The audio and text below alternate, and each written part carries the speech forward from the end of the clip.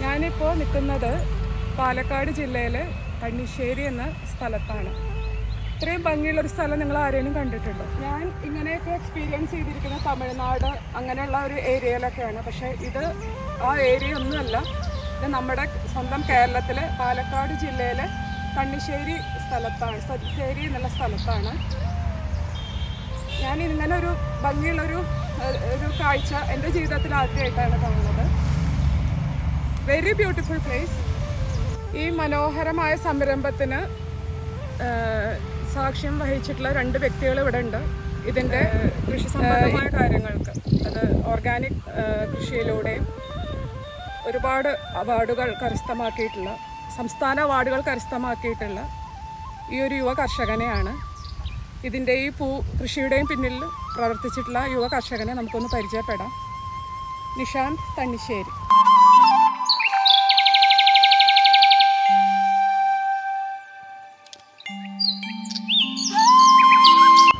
നമസ്കാരം, എൻ്റെ പേര് നിഷാന്ത്. ഇത് കറക്റ്റ് പ്രോപ്പർ സ്ഥലം എന്ന് പറയുന്നത് പാലക്കാട് ജില്ലയിലെ പാലക്കാട് ടു കൊടുവായൂർ പോകുന്ന വഴിയിലാണ്.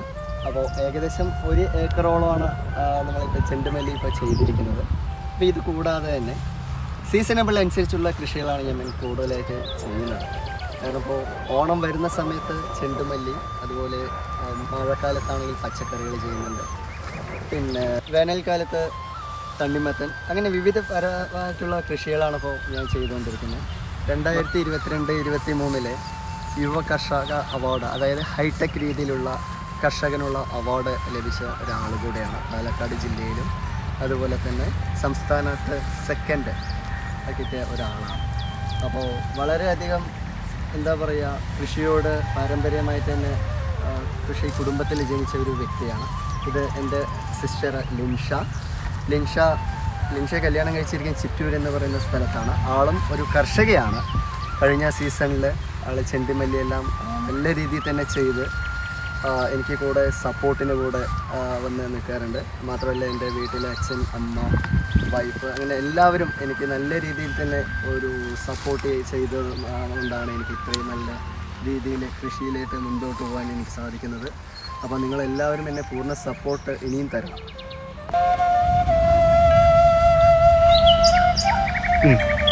നിഷാന്ത്, നമുക്കിപ്പോൾ ഈ കൃഷി രീതിയെ കുറിച്ചൊന്ന് വിശദീകരിക്കാമോ? പ്രേക്ഷകർക്ക് വേണ്ടി ഒന്ന് എക്സ്പ്ലെയിൻ ചെയ്താൽ ഉപകാരം. ഇതിപ്പോൾ നമ്മളിപ്പോൾ ചെയ്തിരിക്കുന്നത് ഡ്രിപ്പ് ഇറിഗേഷനിലൂടെയാണ്. അതായത് ഹൈടെക് രീതിയിലുള്ള നൂതനമായിട്ടുള്ള കൃഷി എന്ന് പറയുന്നത്, അതാണ് ഹൈടെക് എന്ന് പറയുന്നത്. കാരണം നമ്മുടെ മൾച്ചിങ് ഷീറ്റിലാണ്. മൾച്ചിങ് ഷീറ്റിൻ്റെ ഉദ്ദേശം എന്താ വെച്ച് കഴിഞ്ഞാൽ നമുക്ക് ഇതുപോലെ കളകളൊന്നും നമുക്ക് അധികം വരില്ല. മാത്രമല്ല ലേബർ എക്സ്പെൻസ് ഒരുപാട് കുറഞ്ഞു. കാരണം കഴിഞ്ഞ തവണ എനിക്കിവിടെ ഇതുപോലെ ഒരു പട്ടിട്ടതായിരുന്നു. പക്ഷേ ഇത്തവണ എനിക്ക് ഇടാൻ പറ്റിയില്ല. ചില സാഹചര്യങ്ങളിൽ അച്ഛൻ ഹോസ്പിറ്റലായതുകൊണ്ട് എനിക്ക് അതിൻ്റെ പുറകെ പോയതുകൊണ്ട് എനിക്ക് ഇടാൻ കഴിഞ്ഞില്ല. അപ്പം മൾച്ചിങ് ഷീറ്റ് ഇടാതിരുന്നു കഴിഞ്ഞാൽ ഇങ്ങനെ വരും, കളകൾ കൂടുതൽ വരും, നമുക്ക് ലേബർ എക്സ്പെൻസ് കൂടും. പിന്നെ അടുത്തൊരു സ്റ്റെപ്പ് ചെയ്ത് ഡ്രിപ്പ് ഇറിഗേഷനാണ് ഇതിൻ്റെ പറയുന്നത്. അപ്പോൾ ഇതിൻ്റെ പ്രത്യേകത എല്ലാ ചെടികൾക്കും ഇക്വാലിറ്റി ആയിട്ട് വാട്ടർ സപ്ലൈ ലഭിക്കും. നമ്മൾ കൊടുക്കുന്ന മരുന്ന്, ഫെർട്ടിഗേഷൻ എല്ലാം യൂണിഫോമേ ആയിട്ട് കിട്ടും. അതുകൊണ്ടാണ് ഈ ചെടികളെല്ലാം ഒരു സൈസിലേക്ക് വന്നുകൊണ്ടിരിക്കുന്നത്. മാത്രമല്ല നമുക്ക് വാട്ടർ കണ്ടൻസ് നമുക്ക് കൂടുതലായിട്ട് ലാഭിക്കാൻ പറ്റും. വെള്ളത്തിൻ്റെ അളവ് നമുക്ക് കൂടുതലായിട്ട് ലാഭിക്കും. വേനൽക്കാലത്ത് നമുക്ക് വെള്ളത്തിൻ്റെ അംശം കൂടുതലായിട്ട് സേവ് ചെയ്യാൻ കഴിയും. അതാണ് ഇതിൻ്റെ ഏറ്റവും വലിയൊരു പ്രത്യേകത എന്ന് പറയുന്നത്. ഞാനിപ്പോൾ നോക്കുമ്പോൾ സാധാരണ മാർക്കറ്റിൽ മേടിക്കുന്ന പൂക്കളേക്കാളും കുറച്ചും കൂടി വലുപ്പം കൂടുതലുള്ളതായിട്ട്, പിന്നെ കുറച്ചും കൂടി ഫ്രഷായിട്ട് തോന്നുന്നുണ്ട്. എനിക്കിവിടെ കണ്ടൊരു അങ്ങനെയാണ് എനിക്ക് ഫീൽ ചെയ്തത്. അതിനെ പ്രത്യേകമായിട്ട് നിങ്ങൾ വല്ലതും ചെയ്യുന്നുണ്ട്? ആ ഒരു അത് നമ്മൾ നേരത്തെ പറഞ്ഞ പോലെ ഇതൊരു തുള്ളിനന സമ്പ്രദായമാണ്. അപ്പോൾ ഈ തുള്ളിനനയിലൂടെ നമ്മൾ കൊടുക്കുന്ന വളം എല്ലാ ചെടിക്കും ഒരേപോലെ കിട്ടും. ഓക്കെ. അപ്പം അതുകൊണ്ട് തന്നെ എല്ലാ ചെടിക്കും ഒരേ വളർച്ചയായിരിക്കും. വലിപ്പം, പൂവിൻ്റെ പൂക്കൾക്കും ഒരേ വളർച്ച, ഒരു ഉൽപാദനശേഷി വലിപ്പം എല്ലാം. എല്ലാം ഒരേപോലെ ആയിരിക്കും. അതാണ് ഈ പ്രിസിഷൻ ഫാമിങ്ങിൻ്റെ ഒരു പ്രത്യേകത. മിസ്റ്റർ നിഷാന്ത്, അപ്പോൾ ഇത് നമ്മളിപ്പോൾ ഒരു ഓണത്തിനൊക്കെ മുന്നേ നിങ്ങളിത് സ്റ്റാർട്ട് ചെയ്തിട്ടുണ്ടാവില്ലേ? അതെ. ഓക്കെ. അപ്പോൾ ഇത് ഏകദേശം എത്ര സമയം മുന്നേ നമ്മളിത് വിത്തൊക്കെ അതിൻ്റെ കാര്യങ്ങളൊക്കെ ചെയ്യേണ്ടി വരും? ഇത് നമ്മൾ വിത്തല്ല ഇതിൽ ആക്ച്വലി ഇത് ഇടുന്നത്. ഇതിൽ നമ്മൾ ചെടിയാണ് നടുന്നത്. അതെ. അപ്പോൾ ഏകദേശം മഞ്ഞ പൂവിനും അതുപോലെ ഓറഞ്ച് പൂവിനും വ്യത്യാസമുണ്ട്. ഓക്കെ. കാരണം നടുന്നതിൽ വ്യത്യാസമുണ്ട്. കാരണം പെട്ടെന്ന് മഞ്ഞ പൂത്ത് വരും. ഒരു 70 ദിവസത്തിൽ മഞ്ഞ പൂത്ത് വരും. ഓറഞ്ച് വരുന്നത് 80 to 90 ദിവസങ്ങളുണ്ട്. അപ്പോൾ അതിൻ്റെ ചേഞ്ചസ് ഒത്തിരി വരുന്നുണ്ട്. ഓറഞ്ച് നടുന്ന സമയത്ത് മുളച്ച് വരാൻ അല്ലെങ്കിൽ കായ്ച്ച് വരാൻ പീരീഡ് കുറച്ച് കൂടുതലാണ്. പക്ഷെ വരുന്ന സമയത്ത് മഞ്ഞയേക്കാൾ കൂടുതൽ ഹൈ ഈൽഡായിരിക്കും ഓറഞ്ച് പൂവിന് കിട്ടുന്നത്. അപ്പോൾ ഇപ്പോൾ ഓണം സീസണൊക്കെ കഴിഞ്ഞു, എങ്ങനെ ഉണ്ടായിരുന്നു മാർക്കറ്റിങ്ങും കാര്യങ്ങളും? മാർക്കറ്റിംഗ് വലിയ കുഴപ്പമില്ലാതെ മെച്ചപ്പെട്ട് പോയിട്ടുണ്ട്. കാരണം എന്താ വെച്ച് കഴിഞ്ഞാൽ ഇപ്പോൾ പല ആൾക്കാരും ഈ കൃഷിയിലോട്ട് വന്നിട്ടുണ്ട്. എന്നിരുന്നാലും എനിക്ക് സ്ഥിരമായിട്ടുള്ള കസ്റ്റമേഴ്സ് ഉള്ളതുകൊണ്ട് വലിയ രീതിയിൽ കൂടുതൽ ലാഭമാണോ എന്ന് ചോദിക്കാൻ കഴിയില്ല. കാരണം മഴയുടെ പ്രശ്നങ്ങൾ വളരെ കൂടുതലായിട്ട് അമിതമായിട്ടുണ്ട്. അപ്പോൾ കാലാവസ്ഥ വ്യതിയാനത്തിൻ്റെ ഒരു പ്രോബ്ലം നമുക്ക് ചെണ്ടുമല്ലിയിലേക്ക് ബാധിച്ചിട്ടുണ്ട്. അതുമാത്രമല്ല പാലക്കാട്ടിൽ നിന്ന് കൊടുവായൂർ വഴിയിലേക്ക് വരുന്ന സമയത്ത് ഏകദേശം 10-20 കടക്കാർ കൂടുതൽ. അപ്പോൾ അതിനെ അതിജീവിച്ചിട്ട് വേണം നമ്മൾക്ക് ഇവിടെ സെയിൽ ചെയ്യാൻ. പിന്നെ ഞാൻ സെയിൽ ചെയ്യുന്ന ഇവിടെ ഒരു കൗണ്ടർ, ഇവിടെ പുറത്ത് കൗണ്ടർ ഔട്ട്ലെറ്റ് ഇട്ടിട്ടുണ്ട്. അപ്പോൾ കസ്റ്റമേഴ്സിന് വേണ്ടിയ പൂക്കൾ അവർക്ക് ആവശ്യമുള്ള, ഇപ്പോൾ നിങ്ങളിവിടെ നിൽക്കുന്നത് പോലെ അവർക്ക് ആവശ്യമുള്ള പൂക്കൾ അവർ തന്നെ നേരിട്ട് കൊണ്ട് പറിച്ചെടുക്കാനുള്ള സംവിധാനം നമ്മളിവിടെ ചെയ്യുന്നുണ്ട്. പിന്നെ ഫോട്ടോഷൂട്ട് അങ്ങനെയുള്ള ടെക്നോളജി ആയിട്ടുള്ള രീതിയിലുള്ള എല്ലാ രീതിയിലുള്ള ടെക്നോളജി ആയിട്ടാണ് ഞാൻ ചെയ്യുന്നത്. എന്നിരുന്നാലും വലിയ കുഴപ്പമില്ലാത്ത രീതിയിൽ ഓണത്തിൽ പൂജയാണ് വരുന്നത്. അപ്പോൾ പൂജയുടെ ഒരുക്കത്തിലാണ് ഇപ്പോൾ അതിന് വേണ്ടിയിട്ട് കട്ട് ചെയ്യാൻ വേണ്ടിയിട്ട് നിർത്തിയിരിക്കുന്നത്. ഇതിപ്പോൾ പാലക്കാട് നിന്നല്ലാതെ പുറമേ നിന്ന് ആളുകൾ വരുന്നുണ്ടോ? തീർച്ചയായിട്ടും പാലക്കാട്, അതായത് നമ്മൾ ഞാൻ ടൗണിൽ പറഞ്ഞു നിന്നൊക്കെ ആൾക്കാർ ഇവിടെ വന്ന് മേടിക്കുന്നുണ്ട്. കാരണം അത്രയും ഫ്രഷ് ആയിട്ടുള്ള പൂക്കളാണ്. അതുകൊണ്ട് തന്നെ ടൗണിൽ നിന്നൊക്കെ ആൾക്കാർ ഇത് എക്സ്പീരിയൻസ് ചെയ്യാൻ വേണ്ടിയിട്ട് വന്ന് മനോഹരമായിട്ടുള്ള കാഴ്ചയാണ്. അപ്പോൾ അതും എക്സ്പീരിയൻസ് ചെയ്യും. ഫോട്ടോഷൂട്ടൊക്കെ ഭയങ്കര എക്സ്പീരിയൻസ് ചെയ്യാൻ പറ്റും. അതുപോലെ നമുക്ക് മെയിൻ റോഡാണ് ഈ കാണുന്നത്. അപ്പോൾ പാലക്കാട് ടു കൊടുവായൂർ വരുന്ന മെയിൻ റോഡായതുകൊണ്ട് തന്നെ പല ആൾക്കാരും ഇവിടെ നിന്ന് മേടിക്കുന്ന ആൾക്കാർ മാർക്കറ്റിലേക്ക് കിട്ടുന്നുണ്ട്. മാർക്കറ്റ് ഏകദേശം ഇവിടുന്ന് 7 കിലോമീറ്റർ ഉള്ളൂ പാലക്കാട് മാർക്കറ്റ്. അതുകൂടാതെ കൊടുവായൂർ മാർക്കറ്റ് 3 കിലോമീറ്റർ ഉള്ളൂ. പക്ഷേ അവിടെ നിന്ന് മേടിക്കാതെ ഇവിടെ നിന്ന് മേടിക്കുക എന്നുള്ളതാണ് ഞങ്ങളുടെയും ഒരു വിജയം എന്ന് പറയുന്നത്. അപ്പോൾ നമ്മുടെ ഇപ്പോൾ ഈ ഫ്ലവർ സീസൺ കഴിഞ്ഞു, ഇനിയിപ്പോൾ അടുത്ത നിങ്ങളുടെ വിളവെടുപ്പ് അല്ലെങ്കിൽ അടുത്ത സംരംഭം എന്താണ്? അടുത്ത കൃഷി ഏതാണ് ഇറക്കാൻ ഉദ്ദേശിക്കുന്നത്? ഇതിപ്പോൾ പൂജയോട് കൂടിയിട്ട് ചെണ്ടുമല്ലി നമ്മൾ ക്ലോസ് ചെയ്യും. അത് കഴിഞ്ഞാൽ പച്ചക്കറികൾ, വെണ്ടയ്ക്ക, അങ്ങനെ പച്ചക്കറി, മുളക്, തക്കാളി, അതുപോലുള്ള വിവിധ ഇനം പച്ചക്കറികളാണ് നമ്മൾ അടുത്തത് ചെയ്യാൻ ഉദ്ദേശിക്കുന്നത്.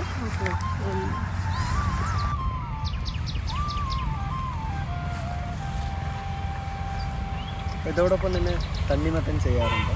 തണ്ണിമത്തൻ നമുക്ക് സാധാരണഗതിയിൽ തമിഴ്നാട്, ആന്ധ്ര, കർണാടക എന്നുള്ള പ്രദേശങ്ങളിലാണ് കൂടുതൽ ഇങ്ങോട്ട് ഇറക്കുമതി ചെയ്യുന്നത്. അപ്പോൾ തണ്ണിശ്ശേരിയിലെ തണ്ണിമത്തൻ എന്നുള്ള രീതിയിൽ പേപ്പറിലും അതുപോലെ ചാനലിലും ന്യൂസിലൊക്കെ വന്നിട്ടുണ്ടായിരുന്നു. നമുക്ക് ഫേമസ് ആണ് തണ്ണിശ്ശേരിയിൽ. നമുക്ക് പേര് നമ്മുടെ സ്ഥലത്തിൻ്റെ പേര് പോലെ തന്നെയാണ് തണ്ണിശ്ശേരിയിലെ തണ്ണിമത്തൻ എന്ന് പറയുന്നത്.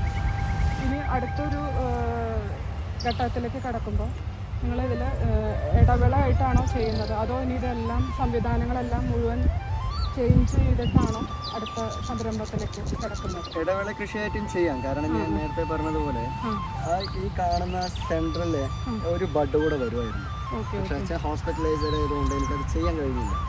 അപ്പോൾ ഇത് കറക്റ്റ് സമയത്ത് നമുക്ക് കൃഷി ചെയ്തില്ല എന്നുണ്ടെങ്കിൽ പിന്നെ മാസം മാറിപ്പോയി കഴിഞ്ഞാൽ നമുക്കത് വിചാരിച്ച പോലെ നമുക്ക് വിപണിയിൽ എത്തിക്കാൻ കഴിയും.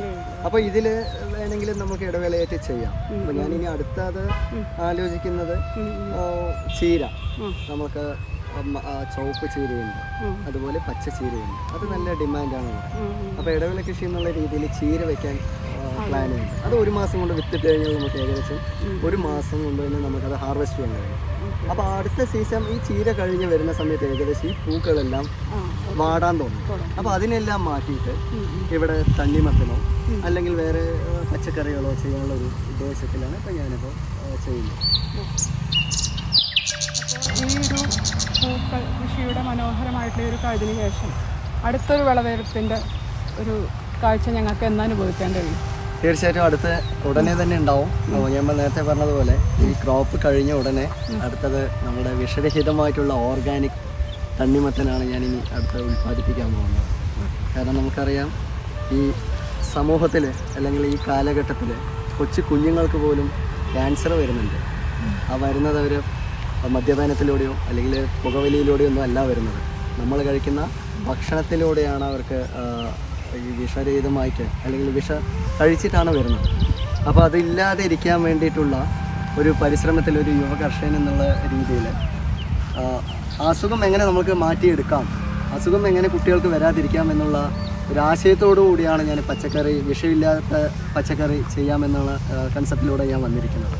അപ്പോൾ എന്നെ കൊണ്ട് കഴിയാവുന്ന രീതിയിൽ വിഷമില്ലാത്ത രീതിയിൽ കൊച്ചു കുഞ്ഞുങ്ങൾക്ക് ഒരു ഗിഫ്റ്റ് കൊടുക്കുക എന്നുള്ളതിനേക്കാൾ ഉപരി എൻ്റെ ഒരു ഗിഫ്റ്റായിട്ട് കൊടുക്കുന്നത് നല്ല ഫ്രഷ് വെജിറ്റബിൾസും അതുപോലെ ഫാം ഫ്രഷ് തണ്ണിമത്തൻ ആണ് ഞാൻ കൊടുക്കാൻ ഉദ്ദേശിക്കുന്നത്.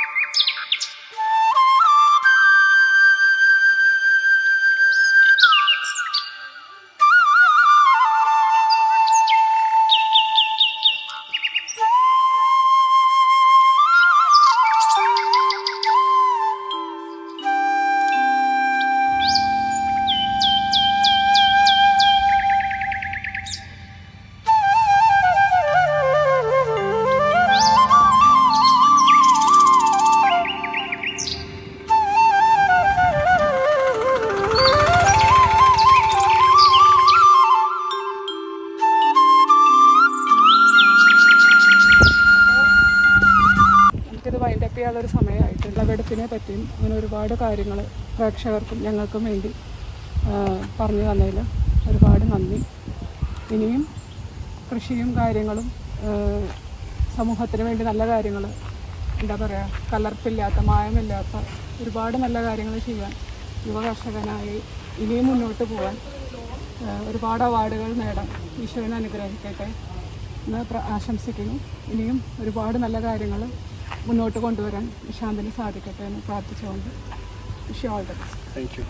അപ്പോൾ നിങ്ങൾക്ക് എല്ലാവർക്കും ഞങ്ങളുടെ ഈ വീഡിയോ ഇഷ്ടപ്പെട്ടു എന്ന് വിശ്വസിക്കുന്നു.